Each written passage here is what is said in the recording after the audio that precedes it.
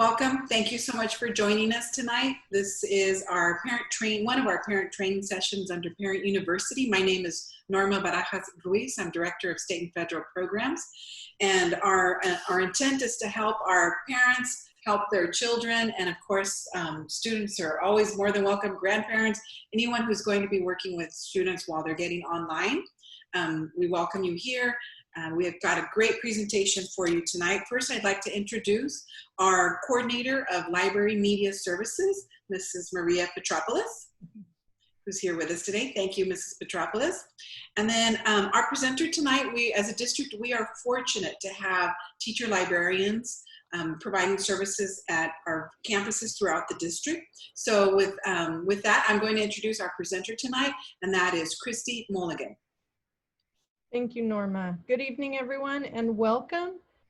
We thank you for joining us tonight. I'm going to go ahead and get the presentation up on the screen, and we will get started.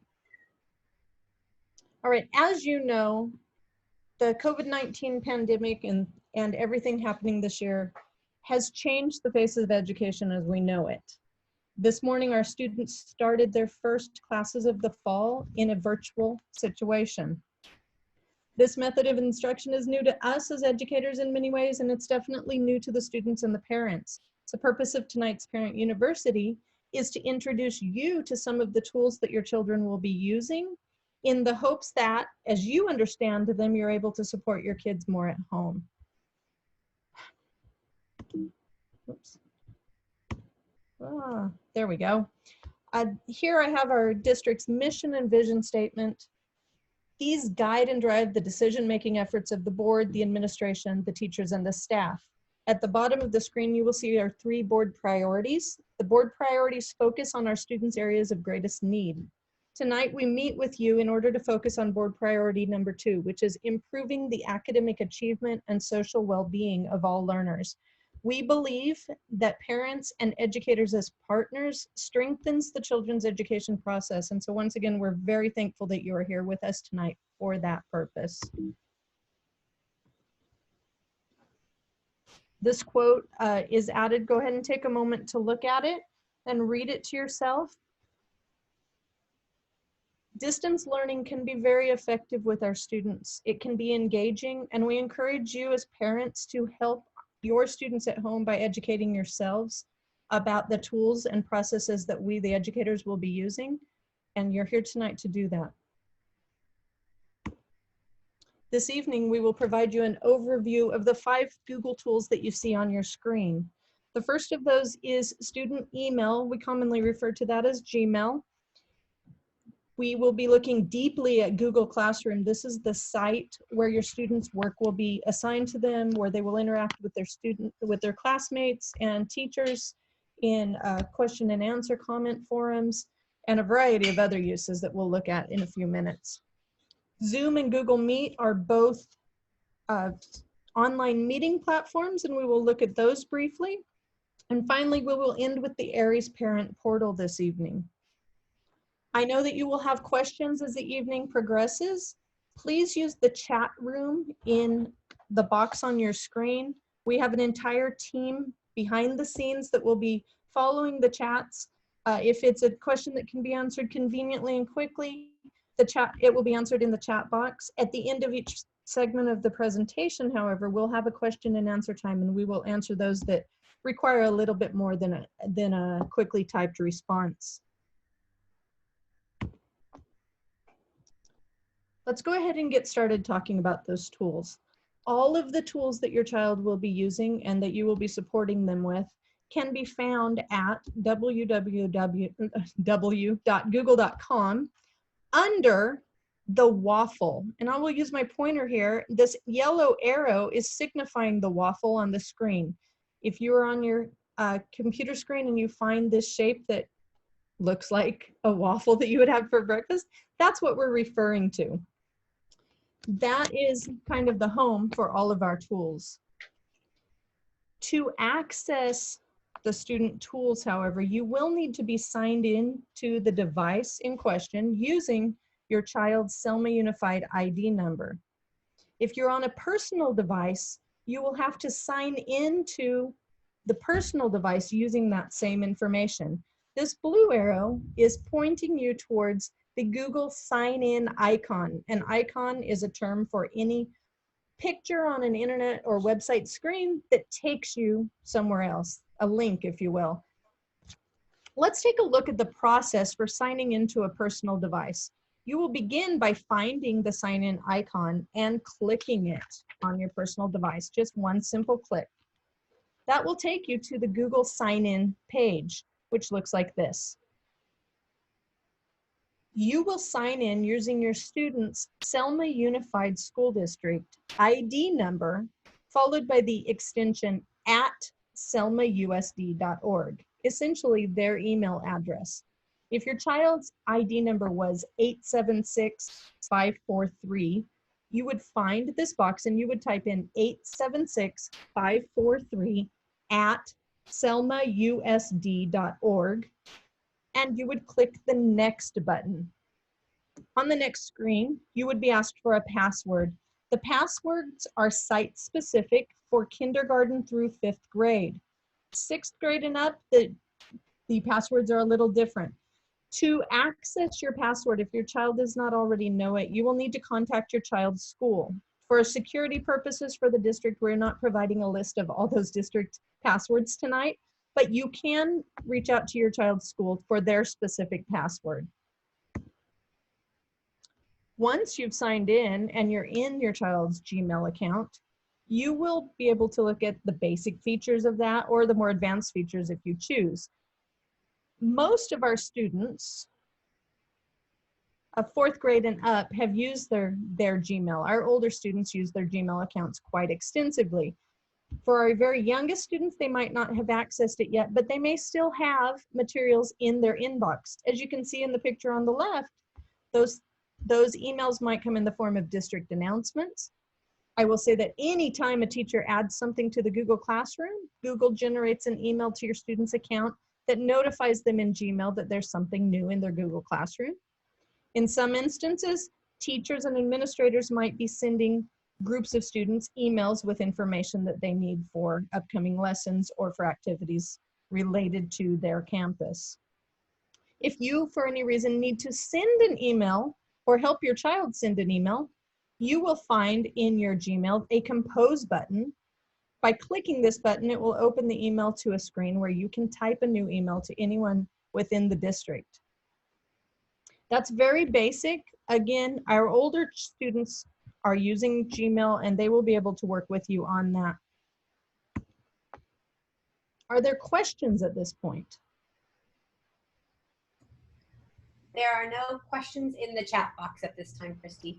All right, thank you, Mrs. Petropoulos. If anyone has a question as I'm going through the evening, even if it refers to something that we've already covered, please feel free to put those questions out there. We want this to be a useful time for you. And I know when I sit in a webinar or a training, often minutes go by and I think about something that I heard previously and I think, oh, I wish I had asked a question. Please feel free to ask those questions, even if it's something that I've covered earlier on.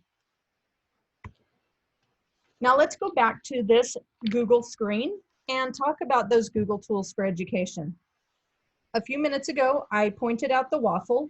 On this slide, I've used a purple arrow to direct you back to that waffle. This is where you will click, or I'm sorry, this is where you will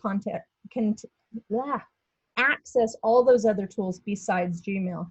By clicking the waffle, you will be brought to a drop-down menu. And this picture on the left is a picture of the drop-down menu that I received clicking my waffle. Let's spend some time looking at the features most commonly used. When you're in your child's account, the most commonly used Google tools will be the first ones that you see in this drop-down waffle menu. You will find Google Classroom near the top of the list. The Google Classroom is a green background with a white figure of a person superimposed over the top and the word classroom underneath it. To open the Google Classroom, you'll simply put your mouse on top of that icon and click, and it will take you to the Google Classroom. And before we delve into the Google Classroom, we need to talk about how the students access it once they've clicked that icon. If your child has been enrolled in Selma Unified prior to this year, it's very likely that you will come to a page that resembles the picture on the left. They might have one small box representing one classroom they were in previous years. They might be an older student who had 5 or 6 classes with Google Classrooms last year, and they might see all of those represented by separate boxes on what we call the Google Classroom dashboard.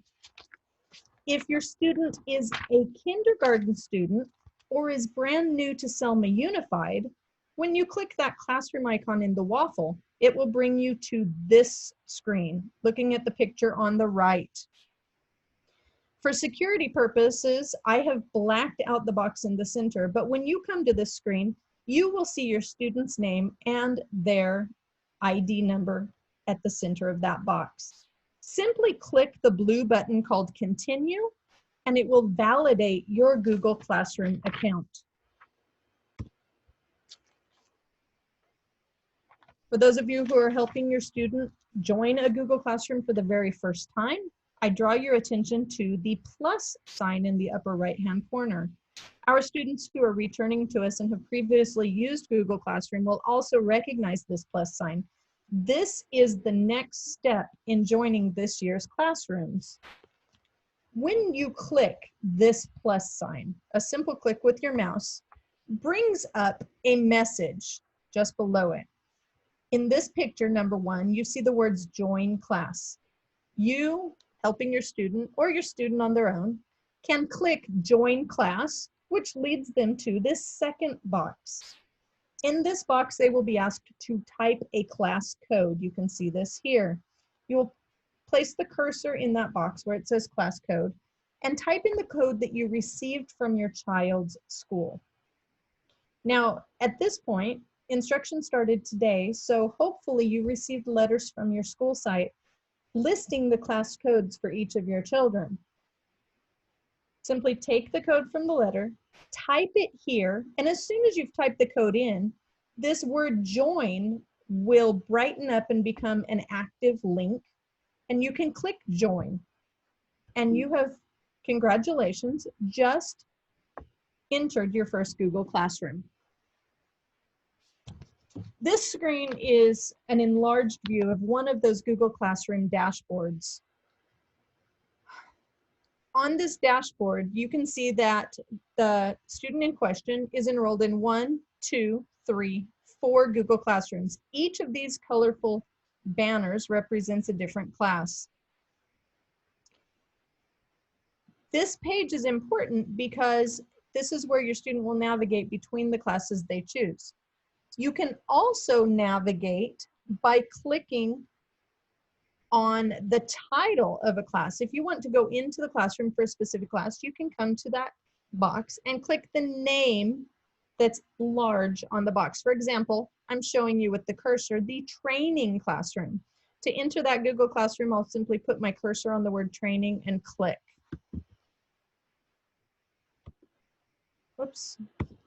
Now, if your child has multiple classes, once you're in training and you realize, oh, this isn't the class I wanted, you can look in the upper left-hand corner of the classroom page and you'll see this menu. It's 3 horizontal lines stacked together. Our youngest kids like to call this the Hamburger Menu. And once you click it, it brings down a drop-down box. The first item is classes, and clicking the word classes will take you back to that dashboard. But you could scroll further down and click on the individual name of each of the classes that your child is enrolled in, and it will take you to that Google Classroom. You can always access this quick menu from the, if you will, Hamburger Menu on the upper left-hand corner. Now let's take a minute or two and look deeply at the components of a classroom. We're going to use this classroom called training as our example. I would like to apologize for the green lines on the screen. Somehow those have been edited in. They will not normally show up on your classrooms. There are multiple components to a classroom homepage. In this instance, you see I've pointed out 4 of those. We have the banner. A banner is a colorful large box at the top of the page. It contains some useful information we will look at soon. We have 4 navigation tabs at the very top of each Google Classroom. They are Stream, Classwork, People, and Grades. We have an option called Upcoming over on the left sidebar. And then in the center, we have comment boxes. We're going to look at each of those in detail. Let's look at the banner first. The banner shows you the classroom name. In this instance, the classroom is called Training. It also supplies the class code for you. Now, this is the code that you typed to join the class. The reason you might need it again in the future is if you are, for example, traveling and your child needs to look at their Google Classroom for something on your phone, you can download the Classroom app, which is free, to your telephone. But your child will need this code to sign in the first time they sign into that app on your phone. Otherwise, you will probably never use this Google code again. What you might use, however, and I would venture to guess you're going to use it quite often, is the link to the Google meetings for your class. These are the live sessions that your child will attend for instruction. If a teacher chooses to assign a Google Meet, the link will show up in the banner. This blue box at the bottom of the screen is an enlarged view of one of those links. All Google Meet links follow this format, meet.google.com/lookup. And then each has a series of unique characters, numbers, and letters at the end that takes you to the exact Meet room where your class will be. In this instance, I've covered those unique characters up for the security of the students in that class. That's the classroom banner, title, class code, and Meet links. That Meet link will be important. Let's look now at our navigation tabs. Navigation tabs are the 4 links at the top of each Google Classroom. Again, I apologize for the green lines. If I would like to start by looking at Stream. The Stream is essentially the home screen for your classroom. If you were anywhere in the Google Classroom and you click this word Stream, it brings you back to the home page. The Stream contains a comments bar, and it contains a running list of every assignment or announcement or material that a teacher posts into the Google Classroom. These are organized by newest, and as you scroll down the page, to oldest. It's a nice place to see everything as it comes up, but it's not the easiest place for your child to navigate to individual assignments. To find individual assignments, we will click the Classwork tab. The Classwork tab takes us to the Classwork screen. Now, I, as a teacher librarian, in collaboration with my classroom teachers, always train our children, our students, when you get to your Google Classroom, go straight to Classwork and click on Classwork. And that's because this is the area of the Google Classroom that is the most organized and the easiest for our students to navigate. Let's talk about that, and I'll show you why that is. If you look at the left side of your screen, we have something called a sidebar. A sidebar is a term for anything that's a list, often a list of links on a website. In this case, it's on the left side of the screen, so it is our left sidebar. You will see that it's called All Topics. Teachers have the ability in their Google Classrooms to assign work and list it under a topic. For example, if you're in an elementary school class, you might see a math topic, an English topic, a science topic, a history topic, a band topic. You might even see the names for some support staff. For example, I work with a lot of teachers, and so there is a Mrs. Mulligan topic in the sidebar in many of the classrooms that I work with. Our intervention teachers often have their own link in the topic sidebar where we can post materials related to the lessons we're doing with our students, separate from their daily ELA or math assignments, if you will. This topic section is related to the center of the screen. If you look at the first topic on the left, you'll see it's called link. The first topic at the center of the screen is also called link.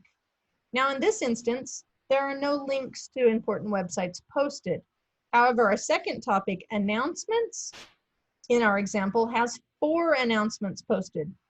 Now an announcement sometimes is, as you would think of it, an announcement about an important event that might be coming along, but it also might be a place where teachers could add a link to a video or a link to a resource that students will return to quite often that helps them and supports their education. For example, in the current virtual situation, I understand that there are elementary school teachers who are posting links to digital measuring tapes for science and math uses. So you might see a link to a website that's a digital measuring tape in your announcements. The beauty of the Classwork page, again, we're on Classwork, you can see it underlined here, is if a teacher told a student or the students, you have a new science assignment, they could come to Classwork and instead of scrolling through the entire page, they can come to the left sidebar and click the word science. I put a little star here to draw your attention to that. I'm sorry, that's a diamond. When they click the word science, the screen then jumps to the section of the Classwork page where all of the science assignments are located. You'll notice we're still in Classwork. It's still underlined as the tab we're using, but now we're specifically at the section of the page where the science assignments are located. This helps our children navigate through lists and lists and lists of assignments and materials very easily. Let's look at the components of this science section. There are 2 assignments showing on your screen. The first assignment has 1 attachment. The student that comes to this assignment can either click the name of the assignment and it will take you to them there to work on the assignment, or they could click the box that represents the attachment and it can take them to the same place and then they can work on their assignment. The second assignment that you see on your screen has 3 attachments. It has a Google Slides set here, another Google Slides set here, and a Google Doc. I draw your attention to this because there are many times that an assignment requires multiple components in order to be completed correctly and for the student to gather all the relevant information that's going to help them learn the topic. A student working on this assignment would need to open all 3 of these attachments. Again, it's very easy. You just put your cursor over the top. And in this case, I would double click just to be sure that it works. Then put your cursor over the top of this one and the same with that one.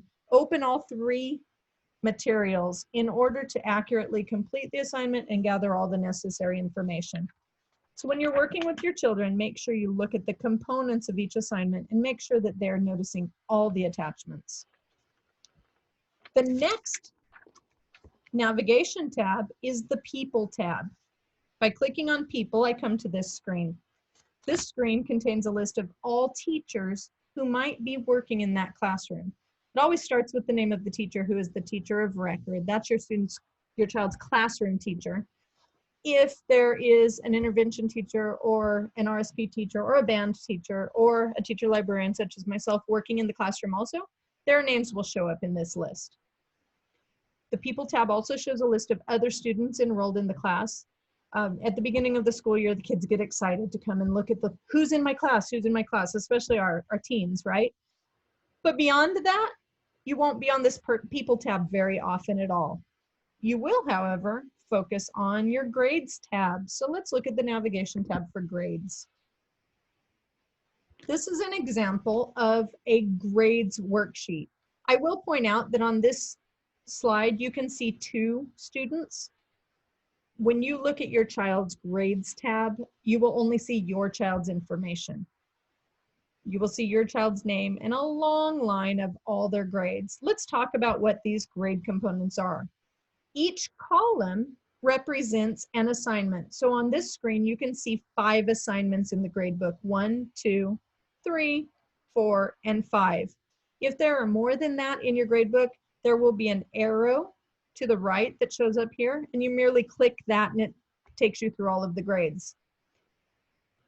Assignments that are graded with a point value will have the name of the assignment and the point value listed right underneath it. For example, this assignment is worth 50 points. If I look down at my student Alyssa, I can see Alyssa earned 49 points. Good job, Alyssa. In this assignment, it was an assignment worth 10 points, but it says missing. When you look at the gradebook, missing represents those assignments that are past due but haven't been turned in by the child yet. This assignment was worth 100 points and she earned 98. I'm going to skip this for a second and look at this one. This one's blank. This is a new assignment that has not reached its due date and has not been turned in and graded. So the box will remain blank until the due date comes up and it will say missing, or until the teacher grades the assignment and a grade populates in that box. Let's look at this assignment though. The Flipgrid video does not show me any point value.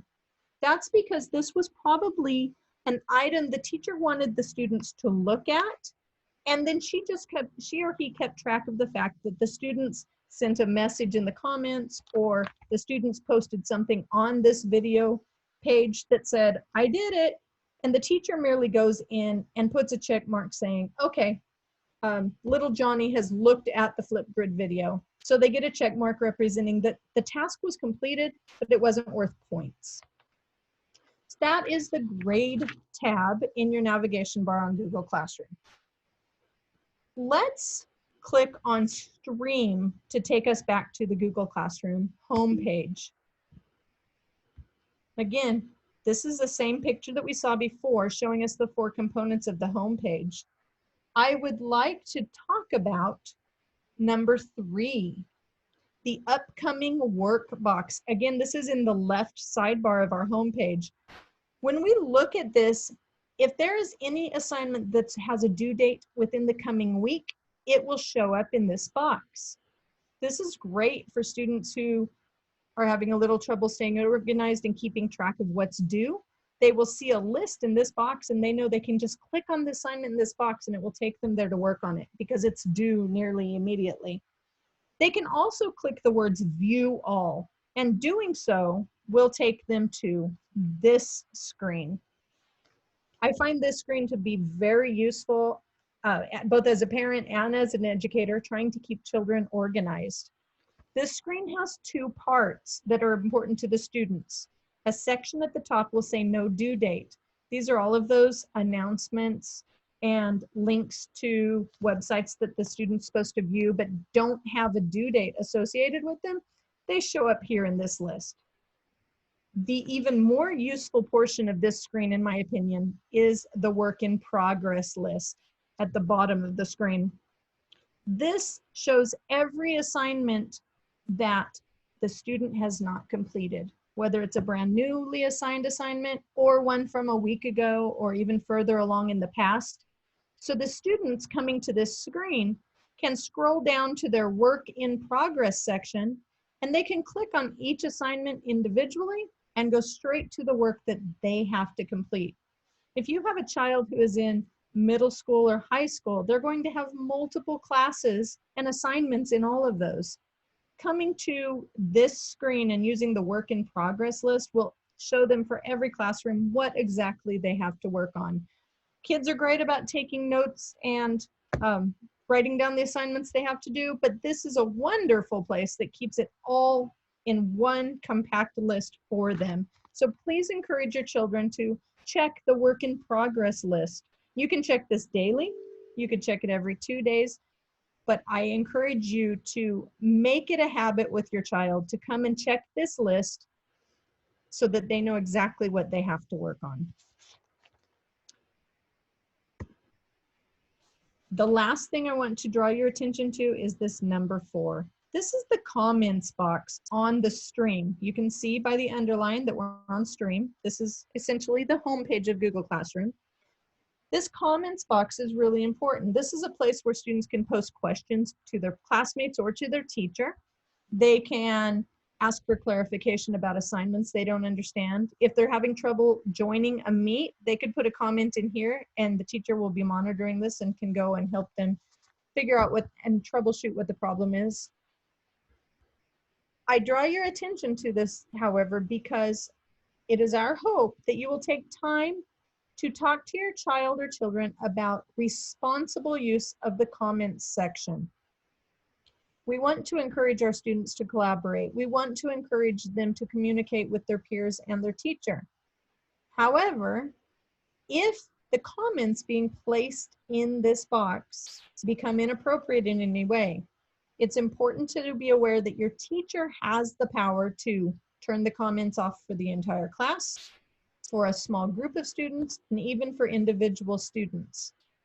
We want our children to have the opportunity to communicate with their peers, especially in this virtual environment. They need that interaction. Please talk with your child about what would be an appropriate use of this comment box and help them to grow in that way. All right, at this point, are there any questions about Google Classroom? I know it's a lot to take in and we cover it fairly quickly. We would be happy to answer any questions you might have. Christy, there was one question, and I think somebody was really could not find the Google Classroom. That's what I think they're asking. One of the things that we should probably let everybody know is we are recording this workshop, and we will be posting it either this evening or first thing in the morning, so they can go back and watch this again. But you might want to show that waffle one more time. Yes, ma'am. Let's do that. I'm going to do this the easier way here. Let's see. Here we are. So when you come to www.google.com, as long as you are signed in to Google using your student's account. If you're on a Chromebook, that's automatic. If you're on a personal device, you have to sign in using their ID number and at selmausd.org with their specific password. Once you're in the upper right-hand corner of www.google.com, you will find the waffle.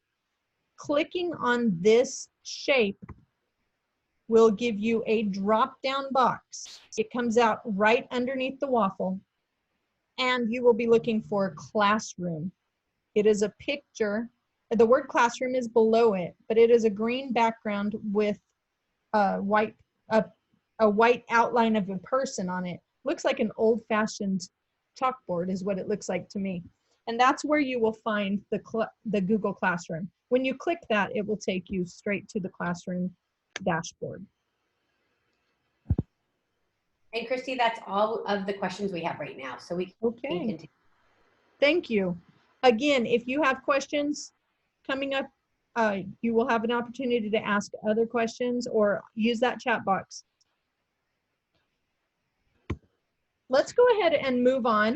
Again, we came together tonight to talk about student email briefly, to look deeply at Google Classroom, and to also look at these three tools. We're going to talk about Zoom and Google Meet next. These are video conferencing tools. Video conferences are the online platform where your teacher will interact with your students via the camera and their microphones. And it's what we would call their classroom space at this point. It's where they're going to talk to each other and ask questions, and the teacher's going to provide instruction. We're going to look briefly at joining these two types of virtual conferences. Google Meet is what, especially at elementary at this time, is being used most often. The easiest way to join Google Meet is using the link in your classroom banner. You'll recall when we were looking at the Google Classroom, the home page has a colorful banner at the top of it. In that banner is a link for the Google Meet.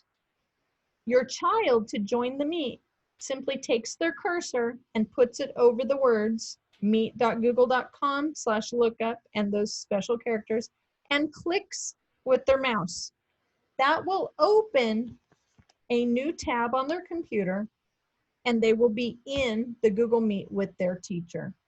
When they do when they do click this, they will have one more step. It will open in a screen with the camera view, and they'll see themselves in their camera, hopefully, if the screen is angled correctly. And they'll see a green button that says Join Now. Once they click that, they're in the Google meeting with their class. So again, this is the banner in Google Classroom, and then they click Join Now, and they will be in the Google Meet. Zoom is a little bit different.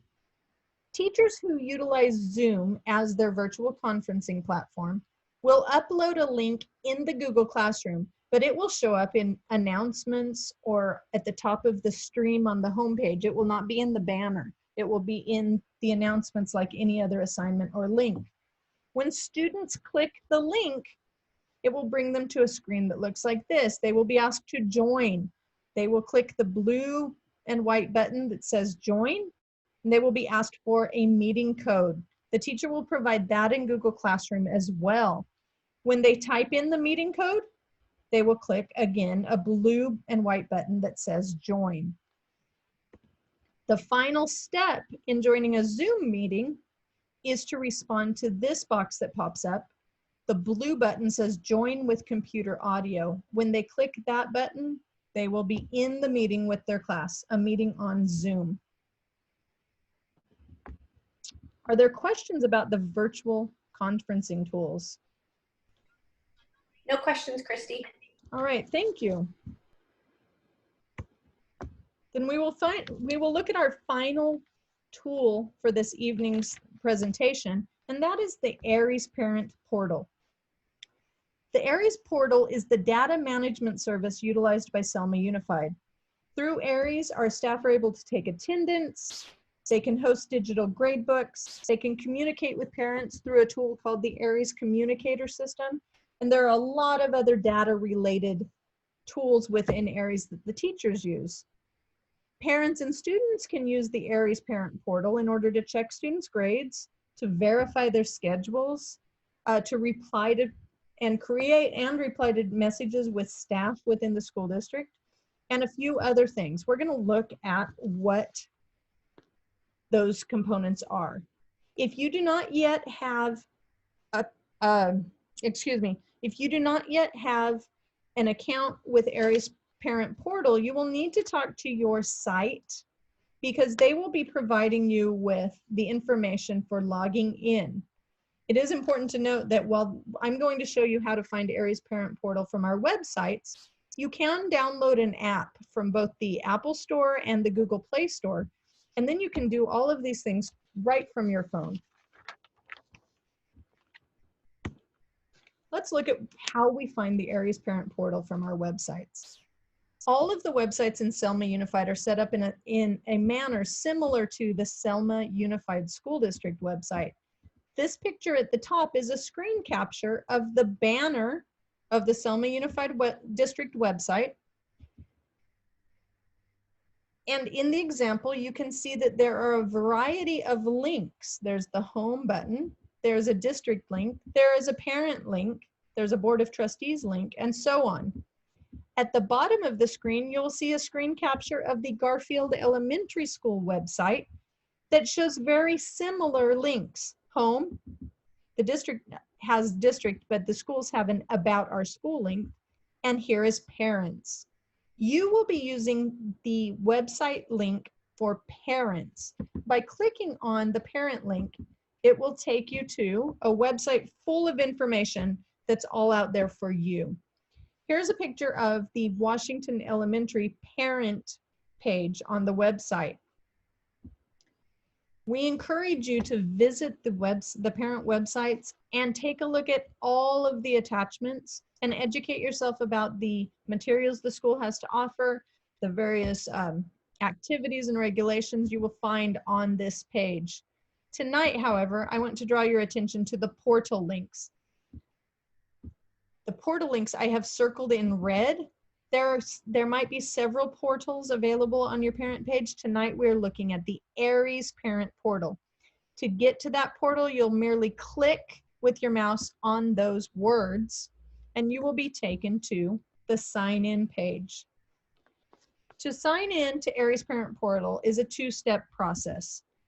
You'll notice that I have blacked out some information because I had to create this capture with a student sign in. For that student's safety, I blacked that out. But you will come to this screen and you will type in your email address. Again, to create your ARIES Parent Portal account, you will need to talk to your child's school and they will be helping you use your email address to create that account. You'll type in your email address and you will click next. A new box will come up asking for your password. Again, please see your child's school. Type in your password and click sign in. That will take you to the Parent Portal dashboard. There are multiple components of this dashboard. We're going to look at 4 of those. I've numbered them for you on the screen. To be sure that you signed in correctly and that your password was recognized with your email address, always glance up in the upper right-hand corner. I've signified a number 1. Here you will see your name and I have an email address. I've obviously blocked it out for the security of the student whose screen we have captured. At the center of the screen, you will see a class summary. This is an example of the schedule your child is assigned to, tells you who the teachers are. When we're back on physical classes, on the campuses, it will tell your child what room they're going to be attending. That's the class summary. There is a calendar down below.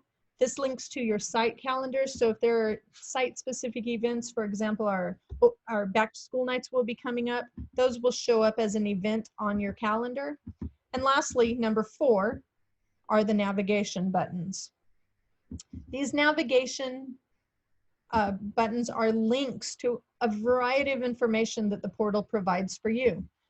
We're at the dashboard, and if I were to click on, and here's a blown up picture of that. If I were to click on student info, the first of those buttons, a drop down menu appears, and you can see that there are a variety of types of information that you can go and check, all related to your student.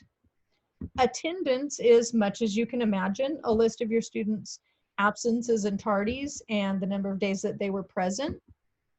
Clicking on grades will give you, as the picture on the left, on the right shows, a variety of information about your child's grades.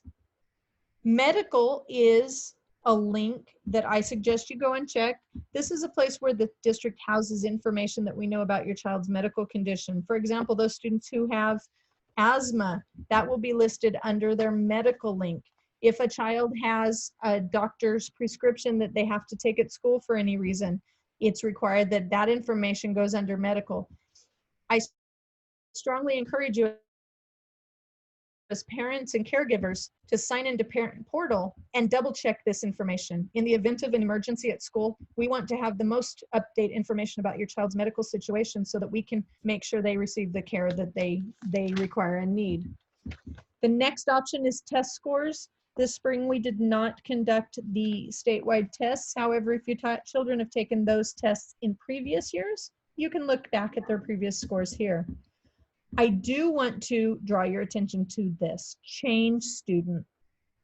Many of us have more than one child. If you have more than one child in Selma Unified School District, you only have to sign into the Parent Portal once with one account, and you can click this button, change student, and navigate between the information for each of the students that you have in Selma Unified. You can toggle between kids, you can check all their grades, you can check all their medical histories. I encourage you to access the Parent Portal, utilize the information that you have here, make sure that all of your students' information is up to date so that we can best support them. And you can have questions answered if you have any questions about their grades or attendance. It's all there for you. All right, and that brings us to our last question and answer period. Are there any questions that I can answer that you might have thought of at this point or that weren't answered in the chat while I was presenting? I think we've covered all the questions. I've responded to one and I think we've covered it. So there are no other questions. All right. Ladies and gentlemen, thank you so much for joining us tonight. We appreciate the opportunity to partner with you in your child's education. If at any time you realize you do have questions, I've included my email and Ms. Petropolis's email. We will answer your questions that you email to us. If we don't know the answer, we will reach out to our district partners and find the individual or the department that does. We're here to serve you and your students, and we thank you for being here to partner with us. Have a wonderful evening.